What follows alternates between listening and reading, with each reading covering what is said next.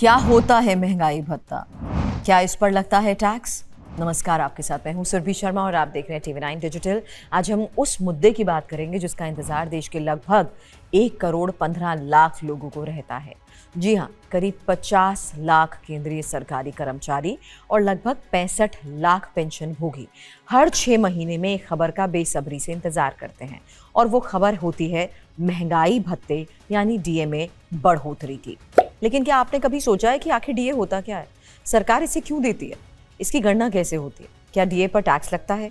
ITR में इसे दिखाना जरूरी भी है या नहीं? सबसे बड़ा सवाल, क्या जुलाई 2026 में फिर से DA बढ़ सकता है? और अगर बढ़ता है तो कर्मचारी और पेंशनर्स की जेब में कितने अतिरिक्त पैसे आ सकते हैं?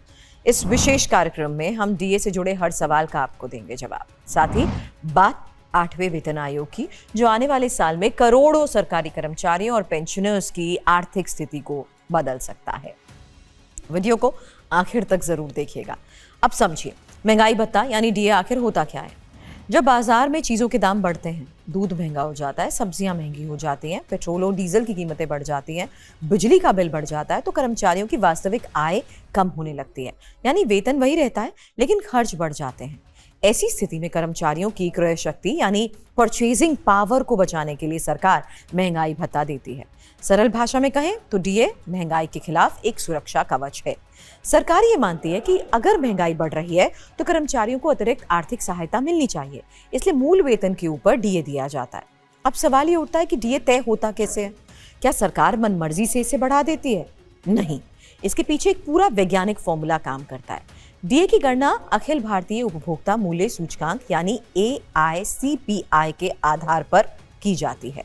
ये सूचकांक बताता है आम आदमी के जीवन यापन का खर्च कितना बढ़ा है। सरकार पिछले 12 महीनों के औसत AICPI डेटा को देखती है, फिर एक तय फॉर्मूले के आधार पर DA की गणना की जाती है। यही वजह है कि DA बढ़ोतरी का सीधा संबंध महंगाई से होता है। जितनी ज्यादा महंगाई उतना ज्यादा DA बढ़ोतरी की संभावना। अब बात करते हैं पिछले कुछ साल में DA बढ़ा कितना। 7वें वेतन आयोग के तहत जुलाई 2021 से अब तक DA में 10 बार बढ़ोतरी की जा चुकी है। सबसे बड़ी बढ़ोतरी जुलाई 2021 में देखने को मिली थी, जब DA में 11% की बढ़ोतरी हुई थी। उस समय कोरोना महामारी के बाद आर्थिक गतिविधियां तेज हो रही थी और महंगाई भी तेजी से बढ़ रही थी। इसके बाद DA लगातार बढ़ता गया। जनवरी 2025 में 2% की बढ़ोतरी, जुलाई 2025 में 3% की बढ़ोतरी, अप्रैल 2026 में सरकार ने फिर 2% DA बढ़ोतरी की घोषणा की, जिसके बाद DA बढ़कर मूल वेतन का 60% हो गया। यानी किसी कर्मचारी का बेसिक पे 50,000 रुपए है, उसे केवल DA के रूप में 30,000 रुपए प्रति महीना मिल रहे हैं। ये एक बहुत बड़ी राशि है। अब एक और महत्वपूर्ण सवाल, क्या DA आपके वेतन का हिस्सा होता है? जवाब है हाँ, DA आपके मासिक वेतन का हिस्सा होता है। आपके CTC यानी कॉस्ट टू कंपनी में शामिल होता है। हर महीने सैलरी के साथ आपके खाते में DA भी आता है, इसलिए इसे सिर्फ भत्ता समझकर नजरअंदाज नहीं किया जा सकता। कई कर्मचारियों के लिए DA अब वेतन का एक बड़ा हिस्सा भी बन चुका है। अब बात करते हैं एक ऐसे सवाल की जो टैक्स पेयर्स के लिए बहुत महत्वपूर्ण होता है। क्या DA पर टैक्स लगता है? जवाब है बिल्कुल लगता है। कई लोगों को लगता है कि चूंकि DA एक भत्ता है इसलिए शायद ये टैक्स फ्री होगा, लेकिन ऐसा नहीं है। आयकर नियमों के मुताबिक DA पूरी तरह टैक्सेबल इनकम मानी जाती है, यानी आपके टैक्स स्लैब के मुताबिक इस पर टैक्स देना पड़ता है। और अगर आप 20% टैक्स स्लैब में आते हैं तो DA की आय पर भी उसी दर से टैक्स लगेगा। अगर आप 30% टैक्स स्लैब में हैं तो DA पर भी उसी दर से टैक्स लगेगा। अगला सवाल, क्या ITR भरते समय DA की जानकारी देना भी जरूरी है? जवाब है हाँ। आयकर विभाग के नियमों के मुताबिक DA को अलग से रिपोर्ट करना जरूरी होता है, क्योंकि ये सैलरी इनकम का हिस्सा है। अगर कोई कर्मचारी ITR भरते वक्त DA की जानकारी छिपाता है तो बाद में आयकर विभाग की ओर से सवाल उठ सकते हैं। इसलिए ITR दाखिल करते समय DA की सही जानकारी देना बहुत जरूरी है। अब सवाल ये भी, DA इतना महत्वपूर्ण क्यों हो गया है?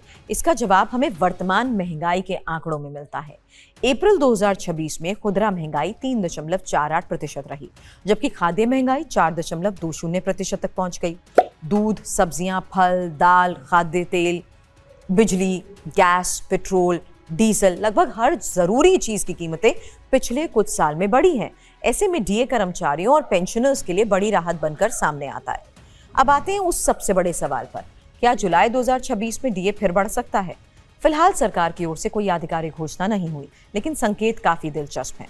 एक्सपर्ट्स का ये मानना है कि यदि महंगाई का दबाव बना रहता है तो जुलाई में डीए बढ़ोतरी संभव है। वैश्विक स्तर पर कच्चे तेल की कीमतों में उतार चढ़ाव जारी है। मध्य पूर्व में तनाव बना हुआ है। समुद्री व्यापार मार्गों पर अनिश्चितता है। ट्रांसपोर्ट लागत बढ़ रही है। खाद्य वस्तुओं की कीमतें भी पूरी तरह स्थिर नहीं है। ऐसी स्थिति में AICPI के आंकड़े अगर ऊपर जाते हैं तो डीए में नई बढ़ोतरी का रास्ता खुल सकता है। अब जरा ये भी समझिए, डीए बढ़ने से वास्तविक फायदा कितना होता है। मान लीजिए किसी कर्मचारी की बेसिक वेतन है 40,000 रुपए। अगर डीए में 2% की बढ़ोतरी होती है तो उसे हर महीने लगभग 800 रुपए अतिरिक्त मिलेंगे। साल भर में ये राशि हो जाएगी 9,600 रुपए। अगर किसी का बेसिक वेतन 60,000 रुपए है तो वही बढ़ोतरी सालाना हो जाएगी 14,000 रुपए से ज्यादा। यानी छोटी दिखने वाली डीए बढ़ोतरी असल में लाखों परिवारों के बजट पर बड़ा असर डालती है। अब बात 8वें वेतन आयोग की भी, क्योंकि जनवरी 2025 में प्रधानमंत्री नरेंद्र मोदी की सरकार ने 8वें वेतन आयोग के गठन की घोषणा की और बाद में इसके टर्म्स ऑफ रेफरेंसेस भी जारी किए गए।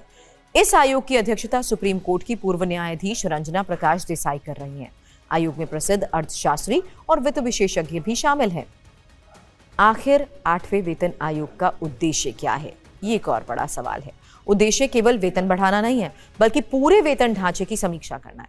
इसमें शामिल होंगे वेतन, भत्ते, महंगाई भत्ता, पेंशन, फैमिली पेंशन, रिटायरमेंट लाभ और अन्य सुविधाएं।